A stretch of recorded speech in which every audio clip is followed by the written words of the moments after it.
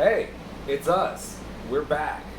Madakai and Andai, here to talk about some of our favorite childhood memories regarding video games. Do you have one?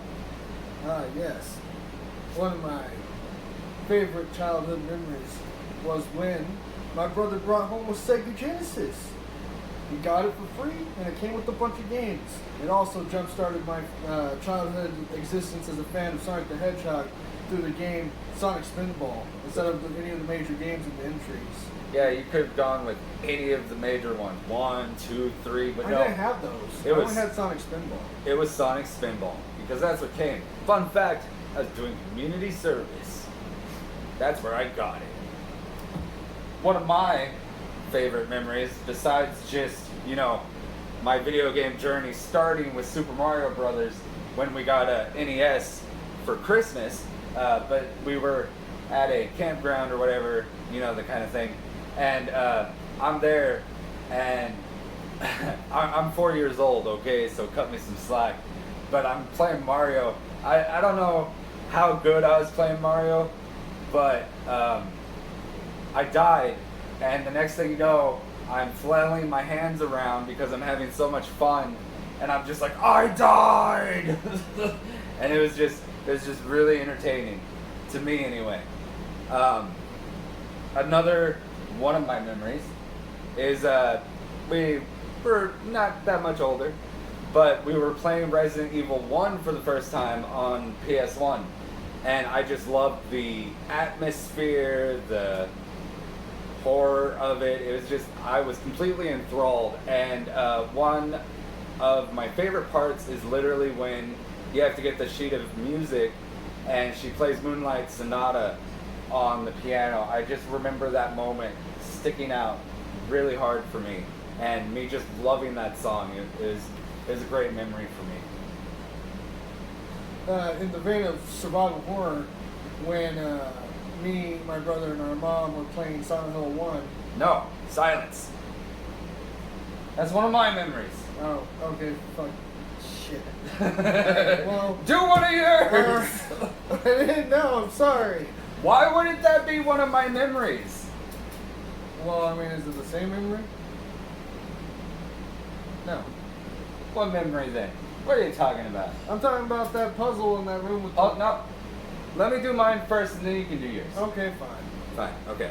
So, also another horror game. We were playing Silent Hill 1, and I remember me, my mom, and him, this guy, sitting down and trying to solve the piano puzzle in the classroom. And we're trying so hard to figure out which keys to press. And I ended up getting out a piece of paper and a pen. And I started drawing diagrams and notes and looking at the poem multiple times and, drawing out what I thought the solution was. And then we tried it. Lo and behold, we solved the puzzle. The sheer amount of pride and accomplishment I felt in that moment made that memory stick out to me till this day. Your turn. Much later in the video game, I remember now. I know what you're going to bring up. Go ahead. Alright, well, there was a puzzle, and it had the horoscopes on the walls, the fish, the crabs, the rest of them, and they were trying to go on the internet looking up horoscopes, trying to figure out what the puzzle was about. And then I go up there and it's like, No, hold on. He's understating this, okay? Me and my mom were trying everything under the sun to try to figure out that puzzle. Everything. And we were, in actuality, making it insanely complex. We were looking up horoscopes, we were trying to figure out all this stuff about Capricorns and Cancers and Tauruses, because that was what was on the wall. That may not be word for word, but you know what I mean. Continue. And then I'm looking at the puzzle on the screen and I'm just like, mother, brother, why don't you just count the legs?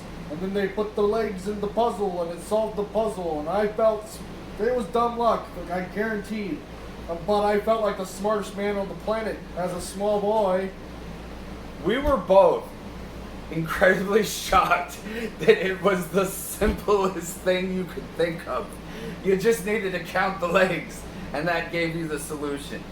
It's quite an endeavor. We were looking at him kind of salty because we were like, we were trying so hard. Well, I mean, I don't know why you would need the internet and the list of I don't know why we were on horoscopes the internet looking up horoscopes instead of the solution to the puzzle. But to be fair, it was the late 90s. Yeah, all we had was like DSL. Or Okay, I've got one. So, in the heydays of Blockbuster, where you could rent games and play them over the weekend, me and my brother had played the demo for Metal Gear Solid. And we were so excited. We wanted so badly to play it. And we go to that Blockbuster, and we rent the game, and we get home, and we're like, let's go. And then we're like, oh, they have training missions first. Starts playing the training missions. We succeed, we're getting pretty good at it, we're stealthy, and we do like several levels, and we're like, man, when is this training gonna end? Turns out we had rented Metal Gear Solid, the VR missions, and not the actual game. Yes. We were severely disappointed. But it was still a good time. If you say so. I had a good time. I was a simple child. You know one memory that involves you? Well, all of them? This guy. We had Twisted Metal 2. First of all, we played that game so much, we literally got bored, and you know the subway system in the Hong Kong level? We would literally race in the subway tracks. That's how bored we got. Well, not bored, but that's how we kept trying to find it entertaining. But one thing I will always remember is this guy's complete and utter obsession with finding Santa Claus in the Antarctica level. He would not give up despite hours of never finding him. To this day, even when we played Twisted Metal 2, I'm like, where the fuck is Santa Claus? You see, in the old days, a lot of things were based on rumor and, you know, chance encounters with your friends telling you, hey, you know this game? It's got Santa Claus in the Antarctica level. I'd like to interject. As in the list of pedestrians in the Twisted Metal 2 book, it literally says Santa Claus exists. No, I know. I'm just trying to indicate that back in the day, video games required a lot of word of mouth. That's fair. One time, I was convinced by a friend to play Silent Hill 3 on the hardest difficulty and kill every single monster because they said it would unlock another ending. Imagine my disappointment when I did exactly as they said, and there was no extra ending. Took a lot of work though. That final boss on the hardest difficulty was annoying. Because I don't think you remember, but Silent Hill 3, if I'm remembering correctly, every time you beat the hard mode, it unlocked another and continued for a while. Well, first of all, in our other video, we talked a lot about how eye-opening playing Tomb Raider was for the first time, and the fact that it was a 3D game compared to the earlier 2D games. But one other thing I wanted to bring up is the first Tomb Raider is really good about isolation and atmosphere. And I remember being way deep underground and just coming across this valley and there being dinosaurs, and you're like, wow, what is this? And then I remember the very moment when I'm just walking down the valley and all of a sudden a motherfucking T-Rex just starts chasing after us. I remember my mom screaming. It was just so surprising. We were not expecting it at all, and that memory really stood out with me too. Also, you may remember from the other video that we mentioned our PS1 was stolen. A good memory was when we woke up on Christmas morning and there was a brand new PS1 for us to use after a while of doing without. Yes. It's a very dark time when there's no video games to play. Yes, it is. Do you have any other memories? Oh, yeah.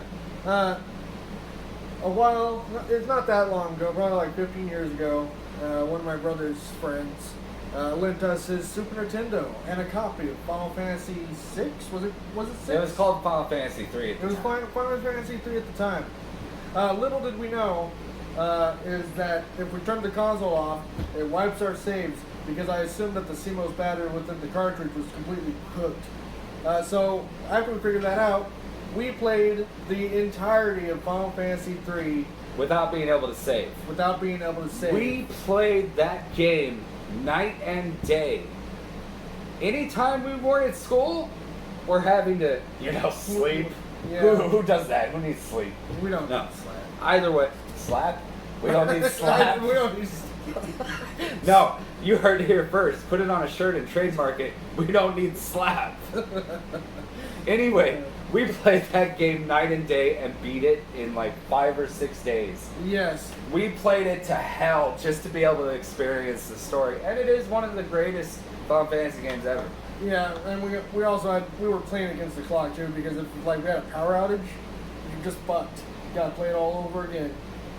Now, also, you have to believe you have a Grand Theft Auto memory now. Yeah, no. When we beat Grand Theft Auto 3, once we got to that point, we took turns trying to stay wanted as humanly possible for as long as we could. It means we had a game, and whoever could maintain the highest wanted level for the longest amount of time would win. Although, if I remember correctly, nobody really cared. We just kept taking turns. Yeah, we just kept going and going. I remember one of our favorite start spots was the parking garage. Yeah. We'd go up to the top and get the sniper rifle and just be like, Pam, Pam, Pam. Damn. Don't ask me why I used that sound effect for shooting the sniper rifle instead of the more recognizable POW. But it is what it is. Do you have any other memories, sir? All I remember is that in Kingdom Hearts 2, I was trying to beat Sephiroth, and I could not do it. So then I grinded for hours upon hours upon hours, and then eventually I just ran perfect on Sephiroth without him letting him do a single hit on me, countering and blocking all of his attacks, and eventually defeating him. And then I just let up my arms and cheered, like, yeah, fuck yeah. And then, that's basically all I have to say about that. It was just a great time for me. It was really hard. Video game accomplishments are always very rewarding. Yes. Now, I'm pretty sure this has gone on for way longer than we intended. Yes. But maybe you got a little nostalgic with some of our recollections of our childhood memories. Who knows? Let us know in the comments below if you have any memories you'd like to share. Peace out.